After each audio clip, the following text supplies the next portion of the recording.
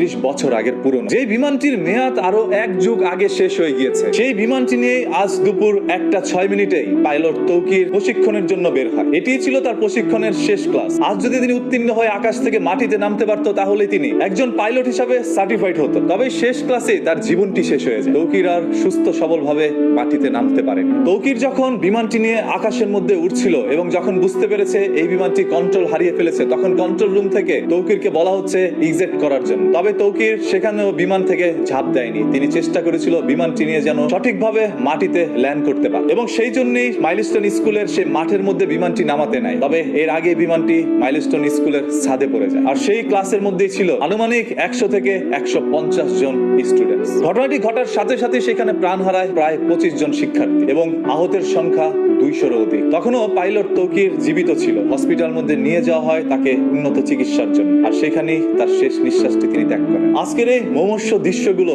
আসলে কখনো ভাষায় প্রকাশ করতে পারবো না। আমি যখন দেখছিলাম সেই ছোট্ট ছোট্ট বাচ্চাগুলো রাস্তার মধ্যে দৌড়াচ্ছে এবং তার শরীর থেকে চামড়াগুলো উঠে যাচ্ছে, তখন সেই দৃশ্যটি দেখার পর কোনো স্বাভাবিক মানুষ আর সুস্থ থাকতে পারবে না। আজকে বাংলাদেশের সাধারণ মানুষ, আইন শৃঙ্খলা বাহিনী, সেই সাথে প্রত্যেকটি রাজনৈতিক মহল থেকে সবাই চলে আসছে তাদেরকে দেখার জন্য। তবে এখানেও কিছু অসুবিধা রয়েছে। একজন রাজনীতির নেতার পিছনে রয়েছে 50 থেকে 100 জন মানুষ। এইভাবে যখন 10-20 জন রাজনীতিবিদরা ওইখানে যাচ্ছে, তখন তাদের পিছনে শত শত মানুষের ভিড়, যেই কারণে উদ্ধার কর্মীরা সঠিকভাবে তাদের কাজটিও করতে পারছে না। এই রাজনীতির হাত থেকে কবে মুক্তি পাবো আমরা? যেখানে ছোট ছোট বাচ্চাদের প্রাণ যাচ্ছে, আর সেখানে আপনারা গিয়ে মজা নিচ্ছেন, নিজেরা নিজেদের রাজনীতির বিস্তার ঘটাচ্ছেন ওইখানে। এই দেশের ভয়ঙ্কর রাজনীতির হাত থেকে বাঁচতে পারেনি মাইলস্টোন স্কুলের শিক্ষার্থীরা। আসলে আমাদের এই স্বাধীনতার জুলাই কি শুধু মানুষের রক্তই চায়? আজকে পাইলট তৌকির, আগামীকাল হয়তোবা অন্য কোনো পাইলটের জীবন যেতে পারে। কারণ এই মেয়াদ উত্তীর্ণ বিমানগুলো কেন এখন পর্যন্ত আকাশের মধ্যে ওড়ানো হচ্ছে, সেটা নিয়ে প্রশিক্ষণের উদ্দেশ্যে পাইলটদেরকে পাঠানো হচ্ছে। এটা শুধু পাইলটের জীবন নিয়ে ছিনিমিনি খেলা নয়, সেই সাথে